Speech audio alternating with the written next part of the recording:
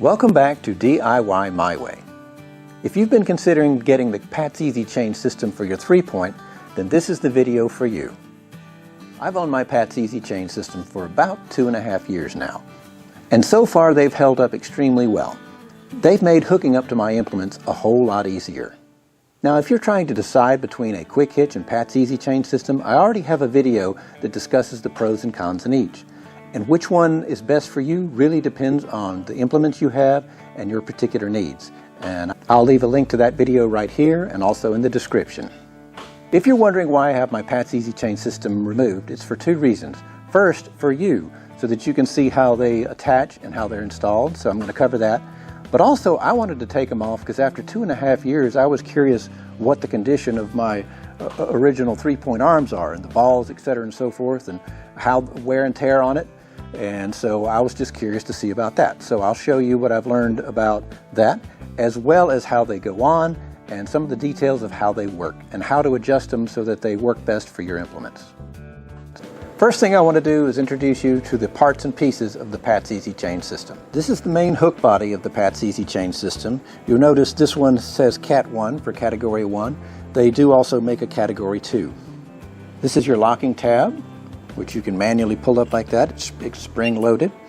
As I covered in my first video, it can be locked in the closed position, which keeps the pin retained and prevents it from opening up accidentally, or it can be locked in the open position. It has a pocket where the 3-point lift arms go in, and these bolts tighten down on either side of it to keep it from wobbling side to side, but also can adjust the angle of how it sits on the arm, and you'll see why that's important here shortly. To install the Pat's Easy Chain system, simply slide the main body over the end of the 3-point lift arm and insert the retaining pin from the inner side of the main body. This is important for proper installation so that the hole in the retaining pin for the optional stabilizer bar is to the inside. More on this later. Notice that as it is, the hook body can pivot up and down, but in fact it needs to be rigid and in line with the lift arm. The Category 1 system is designed to fit lift arms ranging from 2 inches to 3¼ inches tall. To take the slop out and make the hook body in line with the lift arms, 2 shims are provided. One is 1/4 inch thick and the other is 0.325 inches thick. They can be used individually or combined as needed.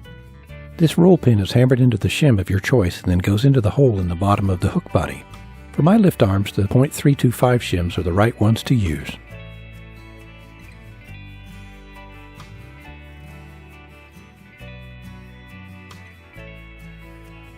With the proper shim in place the hook body on the end of the lift arm.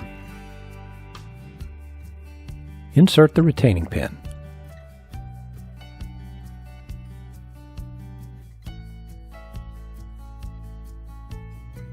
And then put the cotter pin on the other side and bend one leg of the cotter pin so that it will stay put.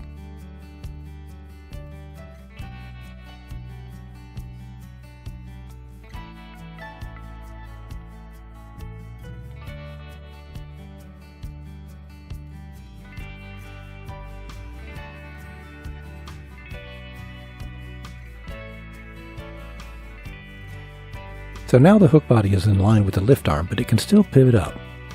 This is where the U-bolt comes in. It prevents the hook body from tilting up. Since there's no down pressure from a lift arm, the U-bolt is plenty strong for this job. A washer, followed by a nut, and then a jam nut holds the U-bolt securely.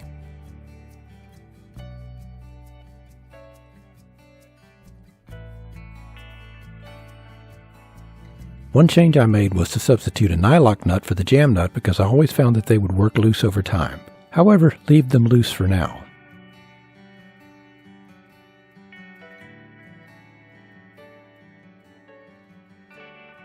So before I put the other one on, let's talk about what I found when I took these off. What's the condition of the arm? I'm happy to report that it is just fine. After 2.5 years in there, I wasn't sure if I was going to find it all rusted out, seized up. It was not. I did go ahead and re-grease these balls. About all damage I can see, it's not even really damage, as you can see where the screws hit into the sides and take the paint off. But other than that, it has not affected the condition of the arms in any way. impactful. The one thing that I did note is it does collect a lot of dirt and dust in there, and that pile right there is what came out of both of them when I took them off.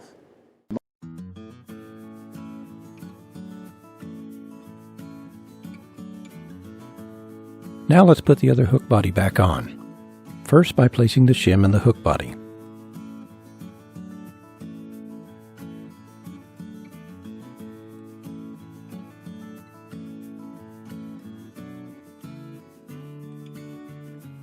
Again, the retaining pin is inserted from the inside of the lift arm.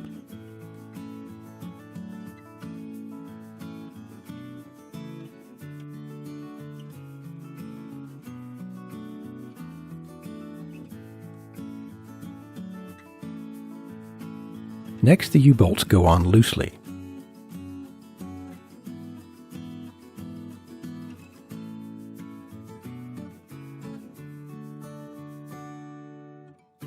Then it's time to adjust the 4 alignment bolts so that the hook bodies are in line with the lift arms and perpendicular to the floor.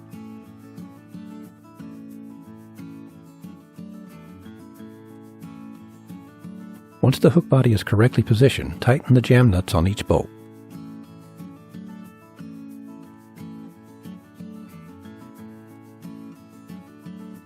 Then you can tighten the U-bolts, followed by the jam nuts.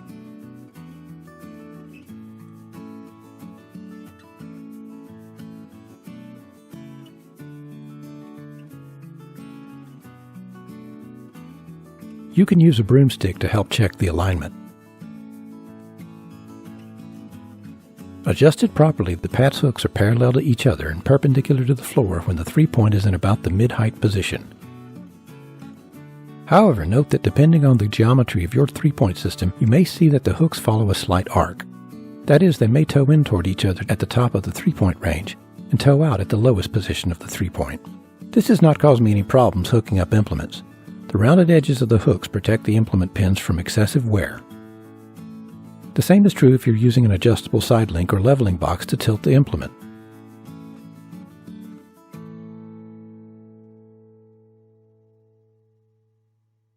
One thing I do to minimize wear on the pins is put a dab of grease on each hook.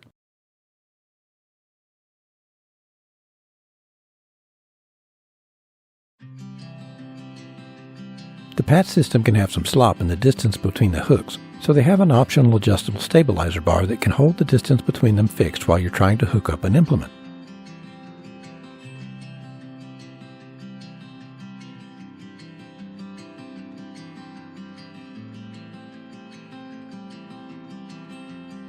I prefer to use a rubber tarp strap between the lift arms and then adjust my sway bars to set the distance.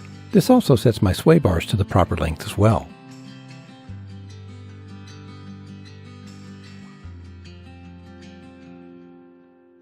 Hooking up to an implement is easy. Just back the tractor up to the implement, or in this case, I push the implement to the tractor.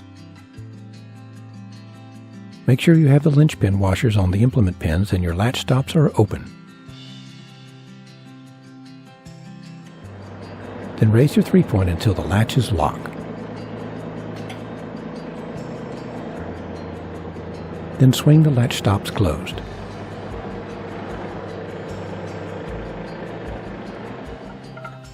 Hook up your top link and you're ready for work.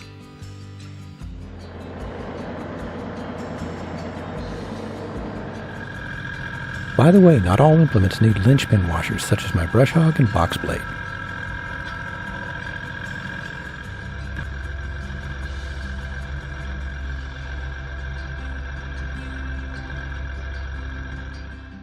So what's the total cost of the Pat's Easy Change system? Well, let's assume you have 4 implements and all are Category 1. The Pat's Easy Change system sells for between $180 and $200. That includes the adjustable stabilizer bar and 3 sets of linchpin washers. So you'd only need 1 more set of linchpin washers, which you can buy for about $5. By the way, this is how they go on the implement pins. Since the Pat's Easy Change system adds about 4 inches to the length of the 3-point lift arms, just like a quick hitch does, you may need some other accessories. For instance, you may need a PTO extender to avoid having to replace your PTO shafts if they are too short. You can get a PTO extender for about $35. You may also need a longer top link, which could cost $25 or more. So your low range of total cost could be as low as $185 if you don't need the other accessories. The high range of cost could be about $265 if you pay $200 for the PAT system and buy all of the accessories. So if you've been considering getting the PAT's Easy Change system, I hope this has helped you in your decision. And I hope this video has answered some of the questions that you might have about the system. And if it didn't answer your questions, then please leave me a comment and let me know. I'll try to answer it as best as I can. And also, if you're already a PAT's owner and you have any stories or advice about maintenance that I didn't cover, different experience, good or bad, please share it with the viewers in the comments to help them make their decision as well. If you did find this video helpful, then I hope you'll click that like button, leave a comment, and by all means please subscribe. And if you want to know when I post a new video, click that little bell. And as always, thank you for watching.